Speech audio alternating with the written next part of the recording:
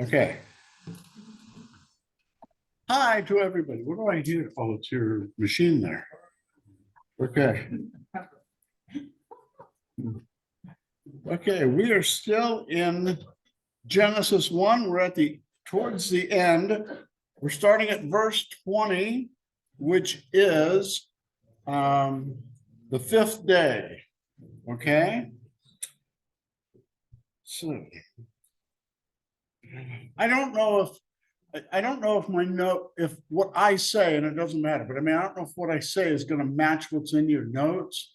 I had this epiphany yesterday afternoon to change my lesson plan. I was even working on it this morning in that. Okay, so, but trust me, it says all the same stuff. I mean, the verses say all the same stuff, and I pretty much cover it, but I think I've added to it, so. And I printed my notes in a bigger font. I thought I'm gonna give that a try. Anyway, so let me think for a minute. Okay, let's move on. Okay, verse 20. So we did the first 4 days. Anybody remember what happened on day 4? Light. Oh, I'm sorry, what? Light. Lice? Light. Oh, no. Light. Okay, no, but that wasn't it. But go ahead. Well, it was the sun and the stars and the moon and all that. Okay. Well, light was on the first day. So anyway, so we had the plants, we had the sun, the moon, the stars, given for their purposes. We had the day 3, we had the plants, all the vegetation. And now we get to the 5th day. We get to the 5th day. And it's the creation of the birds and the sea creatures, okay? So it says, and God said, let the waters swarm with swarms of living creatures. We kind of got into this a little bit last week.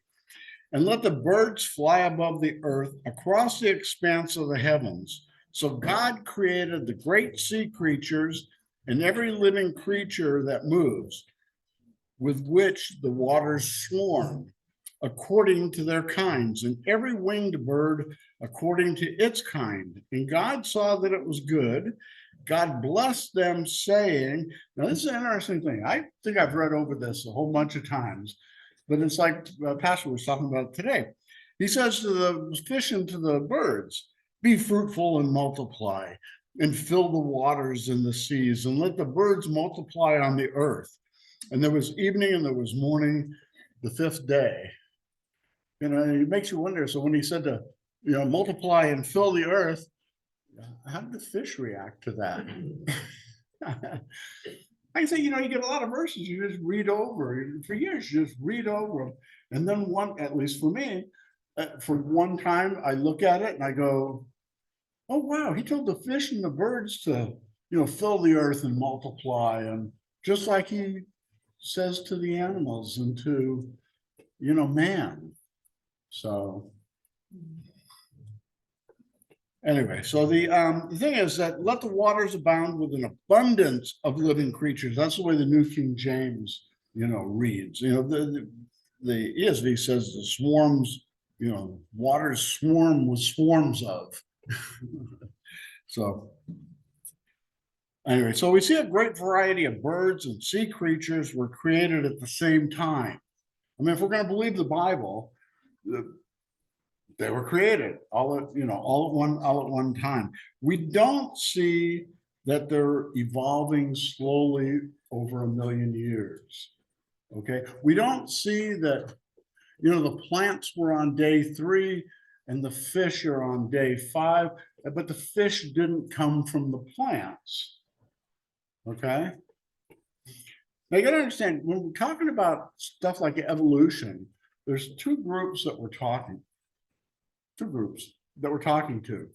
One, we're talking about the the non-believer, the atheist who believes in evolution, and if they're not going to believe in God, maybe they should believe in chance and time, chance, and all those things.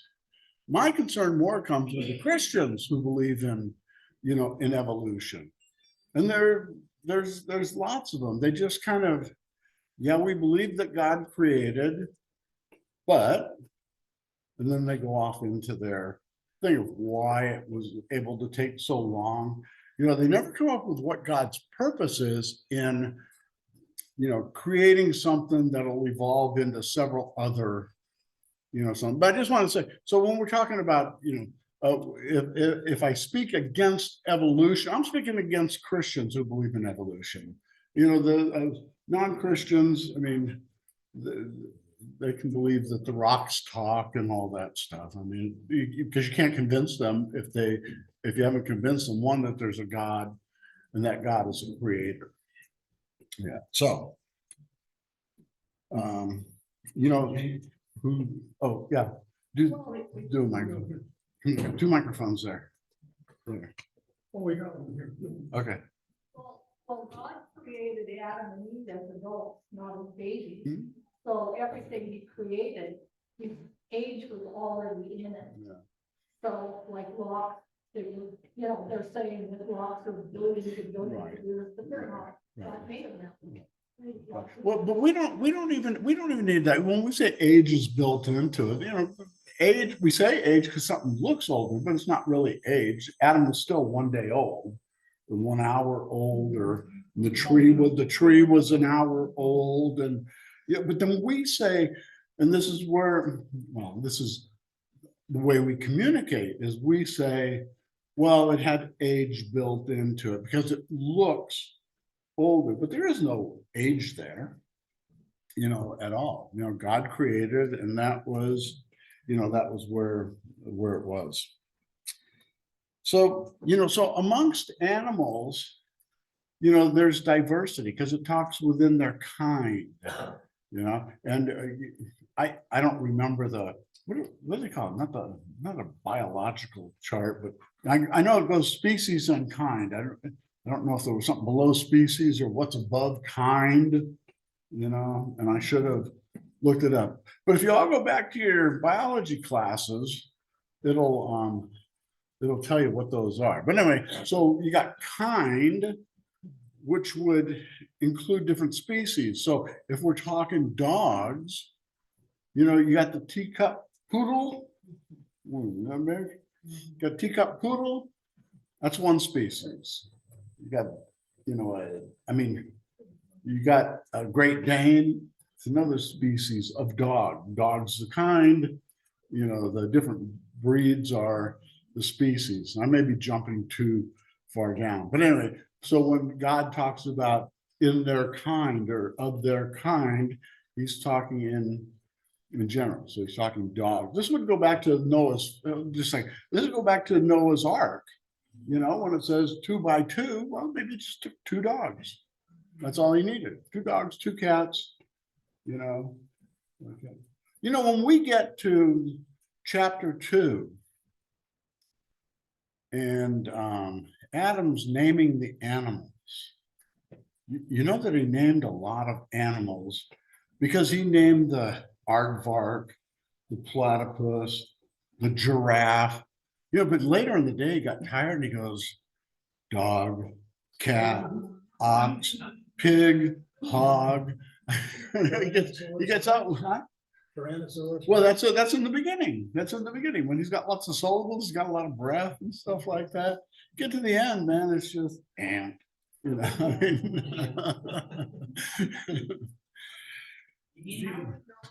game turned out really hard. We're getting a lot of noise with those feet. A lot of noise, or I'm loud. Piss. Oh, that's probably We her. had an extra oxygen. Oh, It's up. But okay. It's probably for oxygen tank. No? We can fix that. I don't work it. Okay, how about now? How about now? Still there, but if we turn it down, you're not gonna hear Can him. you hear me? Can you hear me out of the speakers? That's what I'm saying. Because I can talk really louder. Yeah. The problem is we can't do it. Let me see what they're doing. It's not just the static. Should we turn it off? You want it off? Turn it all the way down. We need it. Well, I don't need it because I can project and I don't need to hear myself, you know, and so half We of can you. hear you just fine, Gene. Just turn it all the way down. This one? Yeah. Mhm. Okay, we're gonna do that. How about that? Now Lowell can't hear me, but that's okay. Okay. Let me know when you're gonna say something insightful. Oh, there you go. Wait. You didn't think my naming of the animals was insightful? I thought that was pretty good. Anyway, so we've got all these animals, you know, and animals, creatures, you know, they all have common features. They all have similarities. You know, you think all the, you know, animals, I mean, we have legs and arms. Birds even have legs, they have wings instead of arms. Crocodiles have 4 limbs and a head. Everybody's got, you know, and we think that the similarities prove evolution. You know, well, look, they must have come from each other because they all have these similar things, but it's not from, you know, it's not from a common ancestor, it's from a common designer. You know, the creator has come up with a design that he likes for his purpose.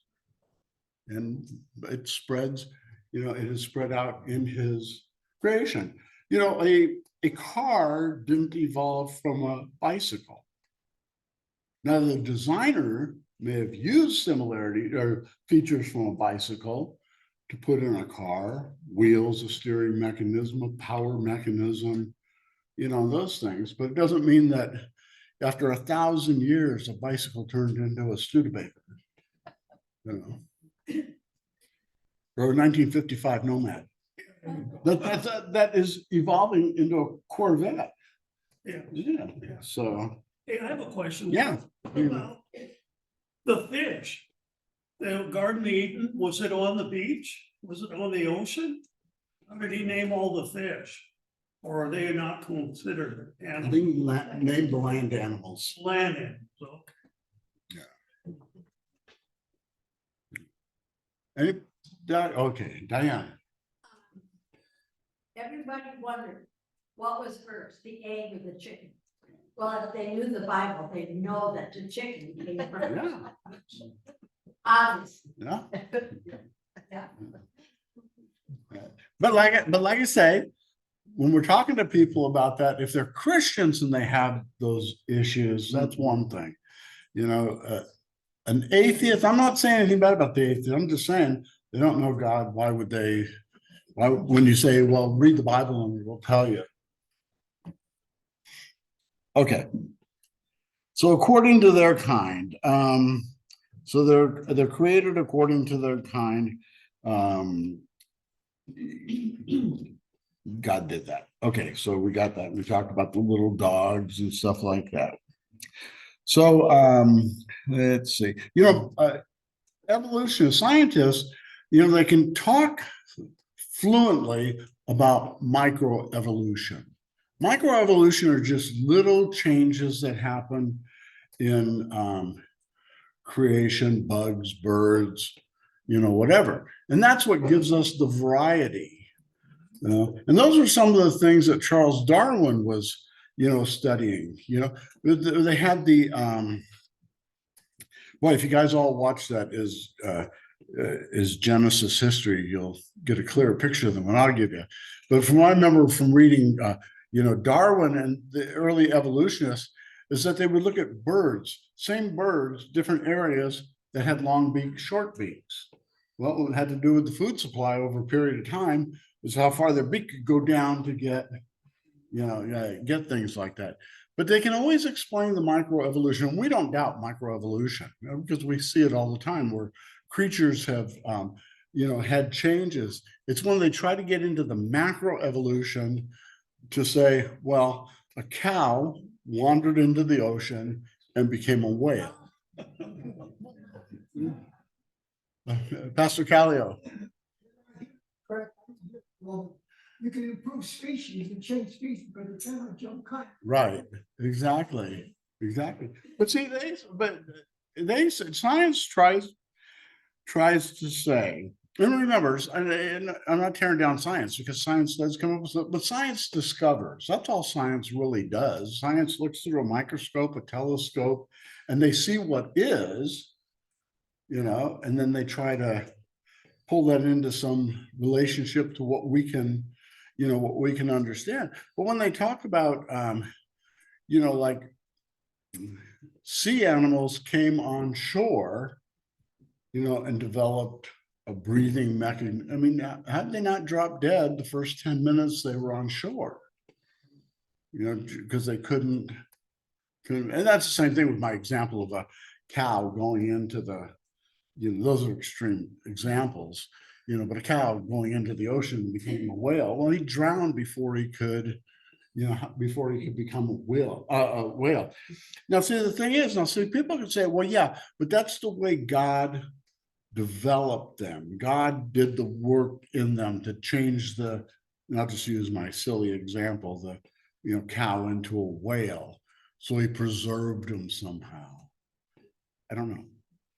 Well, I do know, but so how about the the fossil record? What does anybody know what the fossil record actually tells us, other than there's a bunch of dead animals in the ground? So the fossils are there, and but how are they laid out? How are people, discovering them? People don't realize, when Darwin came up with his, the theory of evolution, his biggest critics weren't the church people. They were the fossil scientists, who said, no, that isn't what we see in the fossil record. What we see in the fossil record is this layer has these creatures, this one has these creatures, this one, but you don't see anything in between the layers that used to be this creature that turned into that creature. Now, Stephen Meyer from the Discovery Institute, he wrote a book, and it's called Darwin's Doubt. And it's just that, because it really bothered Darwin that he couldn't explain why science doesn't see what he projects that they should, see. And so he goes through, all of that stuff. But the fossil evidence doesn't do it. Fossil record is marked by two great principles. I have to read this because I'm not a scientist. First is stasis, which means most species are unchanged in all of their documented history. The way they look when they first appear in the fossil record is the way that they look when last appearing in the fossil record. They have not changed. Second, sudden appearance, which means in any local area, a species does not arise gradually, but appears all at once and fully formed. Almost as if God said, abracadabra, and make that. Yeah. So they have this time called the Cambrian explosion. It's when all these species just appeared at one time in this area. And I don't know how any of you ever heard of Stephen Jay Gould? He's a paleontologist and evolutionary biologist. He's dead, but I mean, he was from back in the 70s, 80s, 90s, like that. And he was adamant about evolution. I mean, I think at the time that he was doing his work, the Earth was only 5 billion years old. It's gained 8 billion since then, because it's 13 billion now. But he espoused this Cambrian explosion, that it all kind of happened at one time. All these animals show up, at one time. You know, Stephen Gould, you know, because when I first became aware of Stephen Gould, he was, you know, an evolutionist, a college professor. He was a Marxist. You know, he was a whole bunch of things that you just say, oh, he's just wrong because he's, you know, he's wrong. And that was my attitude, you know, towards him. I was pretty much a fundamentalist, and, you know, he can't tell me anything. And then one day I saw him on TV, you know, and this is how you got to separate people from their thoughts, kind of. Okay. And I saw him on TV, and the guy's a great guy, you know. And anybody remember the PBS special on baseball? Nobody watched that? Man, you all live under a rock, you know. Anyway, PBS did like a 15-hour, you know, thing on the history of baseball. And Stephen Jay Gould was one of the top people being interviewed throughout the whole 100 years of baseball, because he was a big baseball fan. And I was a big baseball fan. And so all of a sudden we had commonality. And I'll tell you something, all of a sudden now I could listen to him. This is serious. All of a sudden I could listen to him for what he says versus trying to figure out who he is, because we have this common bond in, you know, in baseball. So, but anyway, so he came up, you know, let's see, in 1972, evolutionary scientists Stephen Jay Gould and Niles Eldredge proposed another explanation, which was called punctuated equilibrium. That is, that species are generally stable, changing little for millions of years. They just poof, they pop on the scene. They don't pop on the scene that we see, they pop into the fossil record, you know, that we see. But then when they look at, you gotta remember, from their point of view, when they're looking at the strata of the rocks in the mountainside, Grand Canyon, go to the Grand Canyon like they did it, you know, is Genesis history. And each layer is supposedly, you know, a million years or, you know, whatever it is. Okay. I mean, the documentary tells a different story, but if you're going to believe them, you look in this layer, it's a million years ago, or look in this layer, it's a million years ago, look in this layer, it's 10 million years ago. And so they see them, but they see no changes in the, you know, in the fossil record. Okay. So anyway, I just bring that up so that we keep in mind that, you know, that what the Bible says is what the record does show. But people would have you say, no, I follow the science. No, they don't. They follow the scientism. They follow what scientists say about the science. You know, I think we talked about this a month ago, you know, is two people can look in a microscope at the same petri dish of, I didn't do good in biology, okay? But anyway, look at whatever they look at, and if they come up with two different reasons for it or explanations for it, how are we to evaluate it? You know, because you got these two competing, you know, sources, you know, doing it. And I'll tell you, I mean, it shows up as the prominent cultural thing. You go to any group, go to a cocktail party. Anybody know cocktail parties? Do they even do those anymore? Can't drink and drive anymore. I know, darn. No, you know, you go to a gathering like that, and you're just talking, you know, and so you're there with a bunch of college professors. I don't know who you're there with.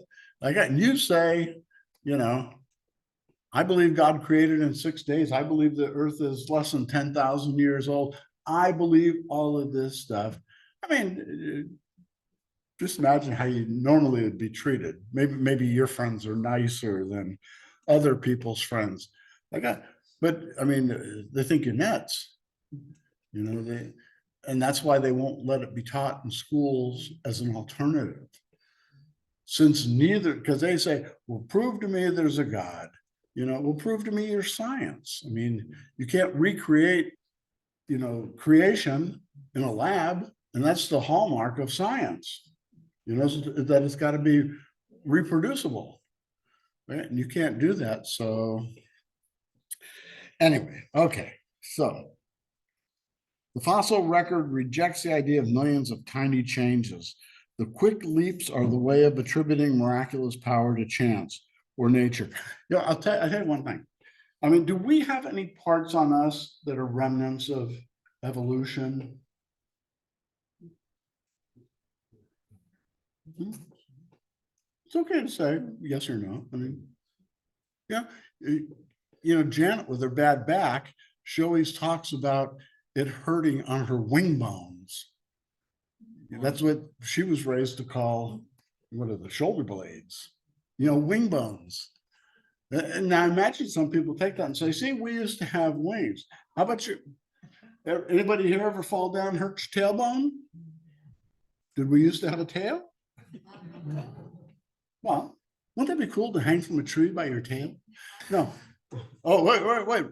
Dennis had a tail, Oh, do your microphone. Yeah. The appendix, yeah, it has no use anymore. Yeah, you know, like that.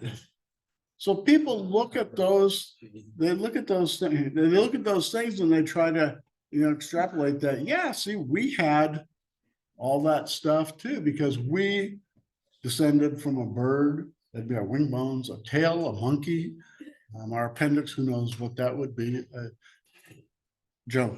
The appendix is one that they say was leftover from evolution, and yet modern medicine within the last 20 years, I believe, has validated that the appendix was necessary in the newborn because it generated certain immunity things that help the newborn survive until it reached a certain age. Yeah. I think it's like about 5 or 6 years of age, and then the appendix begins to dry up, and that's what it's for. It was there in the design for the original body. Yeah, no, I mean, I'm sure that, you know, all that, I heard a voice over here. No? Must have been my bat-like ears that can hear by sonar. Do the little microphone in front of you. We can do away with the appendix maybe, but we don't know what happens when we do. And God made everything complete. And he said that nothing is missing. So I mean, I don't know why or how people can't believe what he says. Because when you look at evolution, it's so weak against what he does. Yeah. Well, you know, again, you don't even have to say, why can't they believe what God says? It makes you wonder why they buy in wholeheartedly on what evolution says. You know, I mean, forget the Bible, you know, that they look at what evolution, other than it's just constantly, you know, it's constantly repeated. Michael Behe, who's another one. Oh, Chris, I'm sorry, I missed you. That's all right. Something that's going through my mind, and I'm not doubting anything you're saying, but what I question is if anybody's ever been to the recreation of the Ark in Kentucky. When I went through there weren't any animals that they showed in the recreation that resembled anything I'd seen that I would see today. I didn't see anything that resembled an elephant or a giraffe or a zebra. And the people that created the recreation of the Ark, I thought were Christian people, but yet why are these strange animals on there and we don't see anything like that's familiar? Well, you're talking about the Ark encounter? Yes. Yeah. Well, In Kentucky. you were there. Pastor and Julie were there. I don't know if you're gonna be able to hear their answer, but I'll repeat it. So what she was saying is that when she was there, they didn't seem to have any animals replicated on the Ark that are animals that we would know. Not familiar animals, but when you go with the kind thing, like zebra is a type of horse. Right. Or something, so there's a kind, so you might not have like every species. Yeah, so he was, if you couldn't hear him, Need that. right. Yeah, so what he was saying was that if they got in a kind, like a zebra would be a horse, but not a zebra on the ark. And I don't know, I guess I'll have to I didn't look see at- anything that even resembled a horse. Yeah. But- I don't know. I haven't been there, and you know, I'm sure that there's video tours of the ark. I mean, because I know that Answers in Genesis has 1 billion videos on, you know, talking about that kind of stuff, or, you know, whatever. And again, you know, we're talking, you know, thousands of years ago, and you know, they were taken on the ark before the flood. So their creation was from before the flood. And then you have the flood, and then they come out into a whole new world that's just been turned upside down, has a different relationship with sun rays, because that canopy, you know, a water canopy was broken above. So they maybe, in fact, I think Diane asked me a couple of weeks ago about dinosaurs. You know, see, dinosaurs could have been on the ark.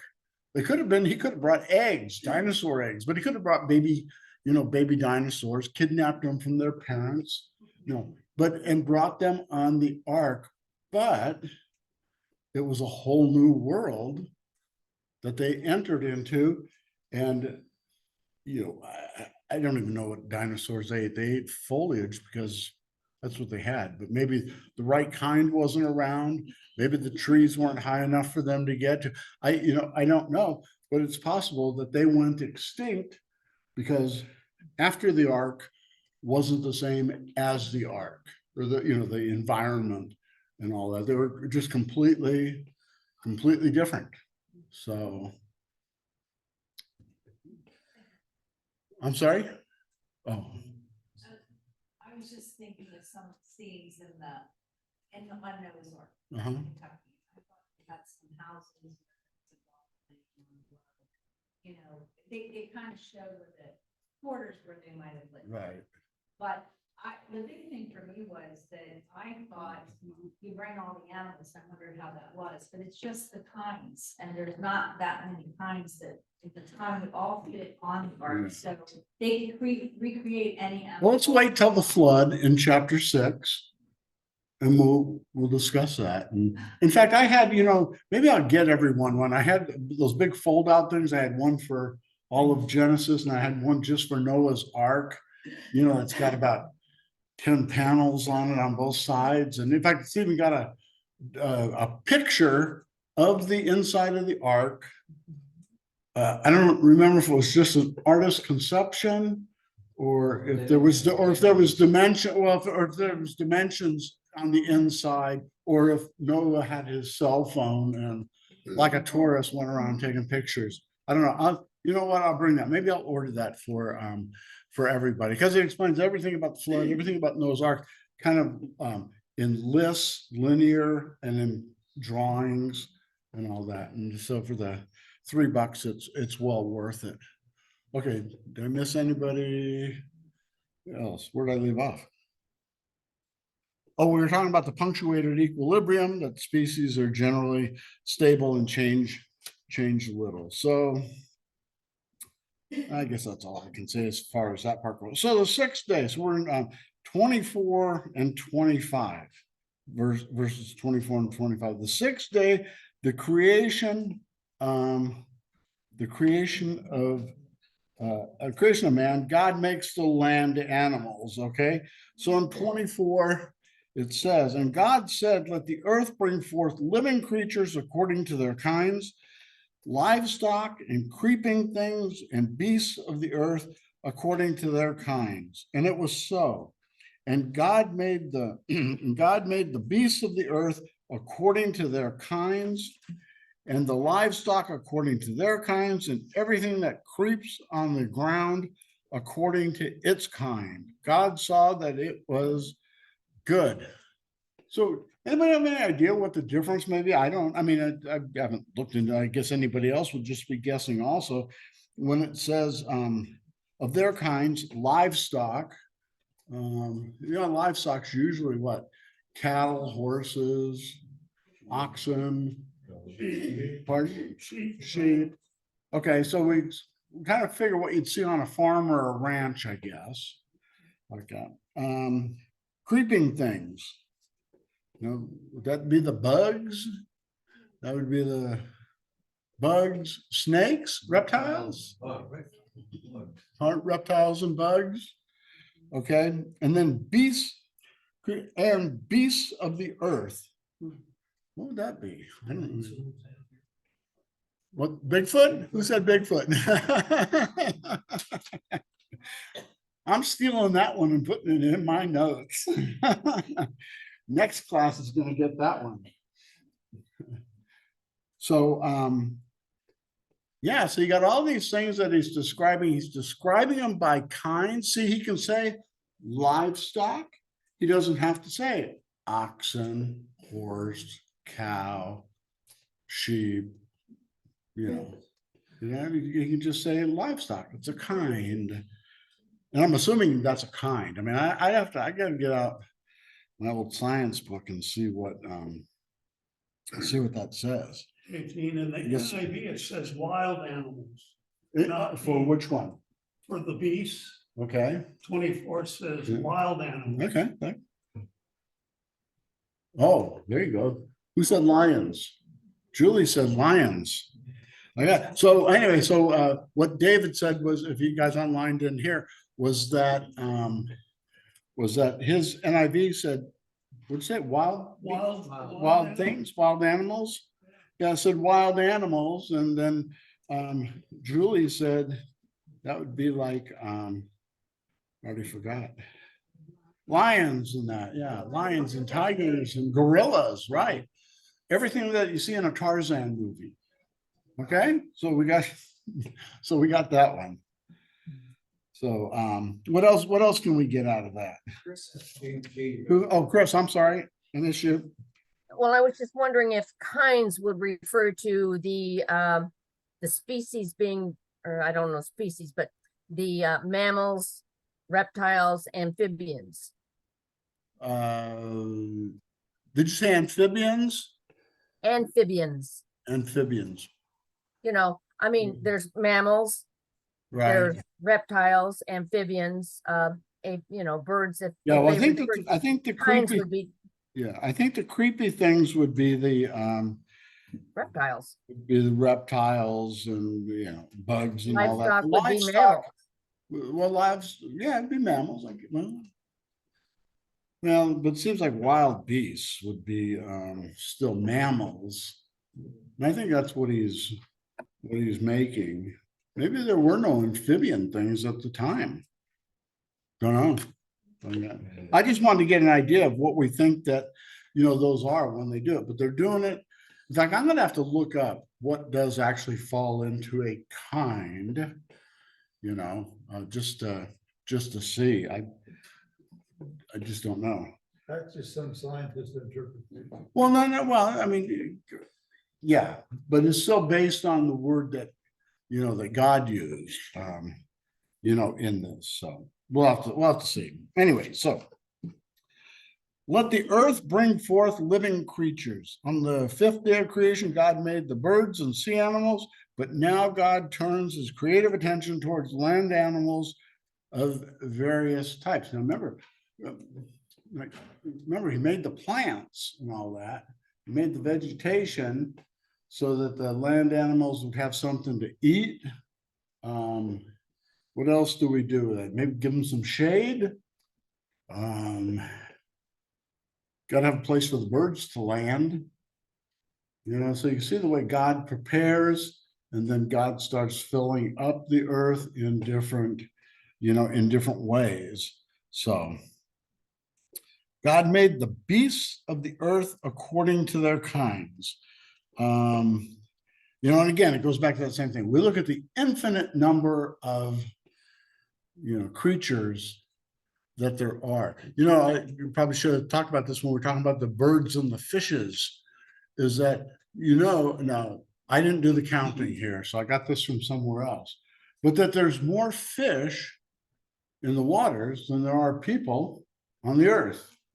There's more birds in the air than there are people on the earth, you know. So we think we're pretty hot stuff, but it just goes to show you the way that God has populated, yeah. And, even when we talk about like global warming like that, I always like to tell people, I go, so what's the big deal if man goes extinct? Maybe it's the mosquitoes' turn to run things. We don't, I mean, God made all of these, he made man special. So man's not going to go extinct. Man will end up in heaven, but you don't know. I mean, but you look at all the different kinds of animals and how many bugs are there? Who wants to count this week? And nobody ever wants to count and help out, Anyway, I'm sorry.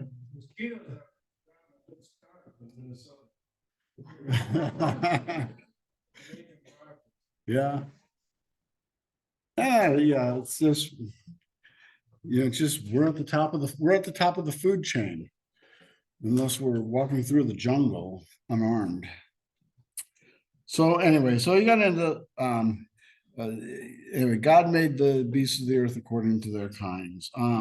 Again, the important phrase is emphasized. God allows tremendous variations within a kind, but one kind will never become another kind.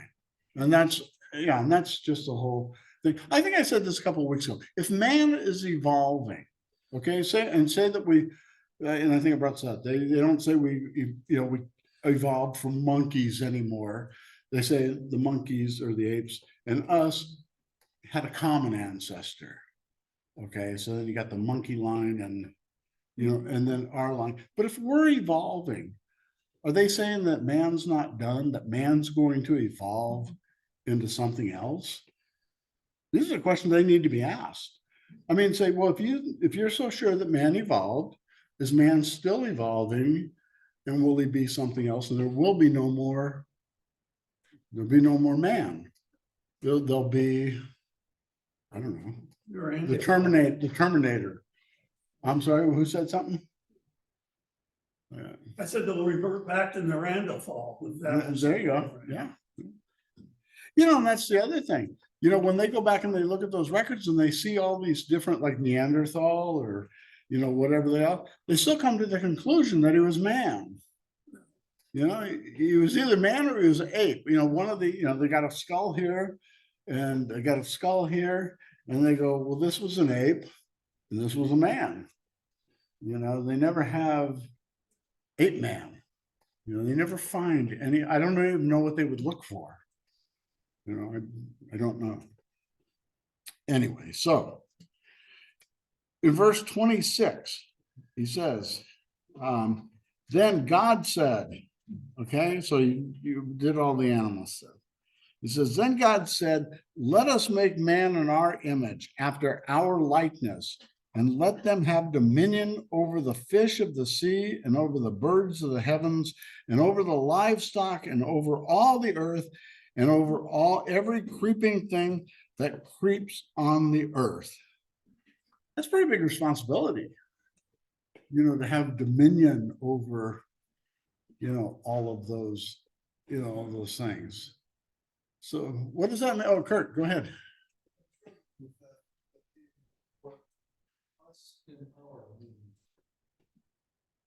We'll get to it. Okay, yeah, no, we'll get to it. Pardon? Yeah, no. You said he was, for you guys online, Kurt just said he was struggling with the us and our, which is what we're going to get into. Well, okay, so you guys have all heard that ever since you were wee little kids, right? In Bible class and Sunday school, you know that God said, let us make man in our image. So who's the us and our? Wanda. Amen. God, Jesus, and I thought she said the Holy Host, but it was the Holy Ghost, like that. Okay, that's okay. What other things have you heard we proposed that it would be? I'm sorry? God's almighty. God what? God's almighty. God's almighty. Well, people will say it's the angels. People say it's a council of gods. You know, the Bible mentions council of gods. Yeah. So they, you know, there's a whole bunch of, there's a whole bunch of things because, you know, God sometimes isn't really clear. I don't know if you've ever noticed that in the Bible. You know, sometimes he's just not really clear. Either that, or he's told us all he's going to tell us, and then he probably laughs at the different ways that we figure, you know, that we figure it out. So let us make man in our image. The repeated use of the plural, let us, in our image, according to our likeness, is consistent with the idea that there is one God and three persons, what we know as the Trinity, which is exactly what, you know, what Wanda said. Now, again, that's from, well, that's from the Christian viewpoint. What does the Jew say? Jews having none of this Trinity stuff. And it's their book, huh? Yeah. So what do they say?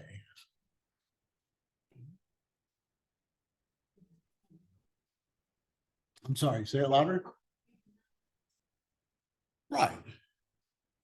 Yeah, so I mean, in that case, they're no different than the unbeliever. I mean, as far as in this context here of saying, well, it can't be the Holy Spirit can't be Jesus, like that. You know, the most common thing that you hear a Jew say is that he is speaking in the royal we.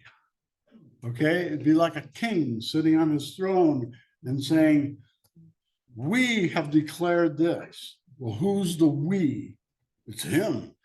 You know, it's the king who has declared. So they've got this, what they call the royal language, the royal we, like that. And like I said, and then other things are, you know, council of gods, the angels. Why wouldn't it be the angels? God created the angels, and he's sitting there with the angels. They're playing their harps. No, okay. But I mean, sitting around with the angels. Why wouldn't it be the angels? Because they weren't angels. Right, yeah. And they weren't made to create. You mean they weren't made to procreate? No, to do create, right. Okay, no, that's good. But they weren't made to create. But angels are lesser than God. Were they there to praise God? Pardon? Praising God, the angels, that he created them for that? In worship in the realm? In the heavenlies? Well, I mean, but I don't know why, so because they praised them that God would include them on the creation of man? I don't. Yeah, I know. I mean, trust me, it gets tough. So we say, again, we say as Christians, remember I said this way at the beginning, we read Genesis through the lens of the New Testament. Okay, so if God's going to be, by what we know in the New Testament, if God's going to be sitting there in heaven saying, let us create, he's got to be speaking to, you know, to the Trinity. He's got to be speaking to that, you know, to that Godhead. He's got to be saying, let us. Well, that's what he did say. You know, he's got to be saying, let us do it, but he's talking about us as a Godhead. Pastor Callio, you were there. Come on. Angels are sinless, sexless, and deathless. Sinless. Sexless. I missed the last one. No, just say the last word. Angels are sinless, sexless, and deathless. Deathless. Okay, deathless. Yeah. So anyway, okay, so we're there. So let's see. Let me see what I want to skip over here. Let me go to the page. Okay, so let's see what time. Okay, let's look at it this way. In our image, an understanding of who man is begins with knowing we are made in the image of God. And I don't think there's a doubt about that. If we take away the we part, we do know that God made us in the image of God, made him in the image of, excuse me, himself. Man's different from every other order of created being. The livestock aren't, excuse me, livestock aren't created in the image of God. The fish aren't created in the image of God. The grass isn't created in the image of God. The stars aren't created in the image of God. So here's where we see something special about man, that man now is being created differently, and he's being created in the image of God. So if we take it as the Trinity, we end up with that there's an unbridgeable gap between human life and animal life. Just they don't come from each other. They don't have anything in common really, other than we occupy the earth and we have the same creator, like that. But there's after that, there's nothing. Though we may be biologically similar to certain animals, we are distinct in our moral, intellectual, and spiritual capabilities. You don't hold what we do. I was going to say, you don't hold an animal morally responsible for doing bad, although we do rub their nose in the mess they make on the carpet like that, and they go, what are they doing that for? Because they don't have the sense of right and wrong the way that we do. They just know, if I do what master says is wrong, I'm going to get whacked, so I'm not going to do that. We do that too. Diane. We reflect his character in our love, patience, forgiveness, kindness, and faithfulness. God, we will never be totally like God because he is our supreme creator. Yeah. So if we can be like God if we are faithful and kindness and forgiveness and patient love. But there's a lot of people that aren't like it. So that image is not for everyone. So I'm going to try to be like God. If you're those 4 things or 5 things, you're pretty close. Yeah. So for you guys online, what Diane was saying is that there's certain qualities that human beings have, which are, name them one by one and I'll relay them. Love, patience, forgiveness, kindness, and faithfulness. So because people have those qualities, those are qualities that come from God. So, okay, let's see. This also means that there's an unbridgeable gap between human life and angels, angelic life. Nowhere are we told that the angels are made in the image of God. Angels cannot have the same kind of relationship of love and fellowship with God that we have. We have nothing in the Bible that says that angels have a special relationship with God. We see everything that says angels have a function to perform for God, like that. But we don't have any warm and fuzzy, verses in the Bible about God and his special relationship with angels, like that. So Diane again. A person that went up to heaven for 11 hours and came back. He made a book. I don't know his name, but he saw the angels and they acted like his servants, kind of thing, where they would take him around and show him places. And the angels were 10 feet tall, he said, and the wingspans were gigantic. And when he came back down to heaven, he also seen Jesus, or God. He seen God with the glow, and he had lavender eyes, he said. It was the most gorgeous place he ever seen. But he was describing the angels as gigantic, but also they're the ones that took him around to see. He could smell warm tapioca. Well, he said he loved tapioca when he was a little kid, when his grandmother would do that.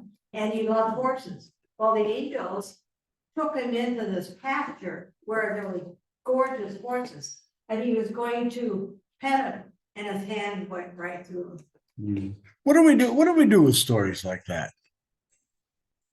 I mean, not against you. I laugh at them. Like, you know, the thing that you said, he wrote a book. There you go. You know, to me, but how would we base that? How would we even check it? How would we even check it out? Yeah, you know, I know that, and looking at myself, and I saw a light, and I didn't die that long, and I went back to my body. But I seen what he was talking about. So I really believe what he did and all that. you know, I never deny people's personal experiences because I can't. It's their, you know, their experience, but we have no way to latch on to it. And that's, you know, I don't know, you know, I got, you know. I mean, let me put it this way. I hesitate to say, yeah, that could be true. Yeah, I mean, I hesitate to do that because I just find it incomprehensible. But by the same token, that's individual experiences by people, and I can't. That he could talk to a whole room of people. They all came to see him. And they all walk out, well, I should say not all, but it's all two-sided. Oh, yeah, right, yeah, he did that. Oh, yeah, he's seen that. And then the other side would go, I believe him. So there's always people that are on both sides. Yeah. He said there. Yeah, no, you know, what am I gonna say? I mean, I don't know that we have examples of, Paul's the only one I know that said that he went to the third heaven but he came back. Don't know. Well, let's end there. We'll pick up at the end of, I got more to say about in our image. Okay, so, because I think that's a big deal, that if we're created in God's image, to understand what does that mean to be in God's image. You know, because there's a lot of people make a lot of mistakes. You know, I used to think, man, God's really a good looking guy as I'm looking in my mirror. You know, you know, I don't think that's what's meant by in God's image, but were you going to say something, Pastor? Oh. Okay, any final questions? Hopefully for you guys online by next week, we'll have that fixed. Okay, Lowell crossed themselves, so that's a maybe. Okay, let's close with the Lord's Prayer. Our Father, who art in heaven, hallowed be thy name. Thy kingdom come, thy will be done, on earth as it is in heaven. Give us this day our daily bread, and forgive us our trespasses, as we forgive those who trespass against us. And lead us not into temptation, but deliver us from evil.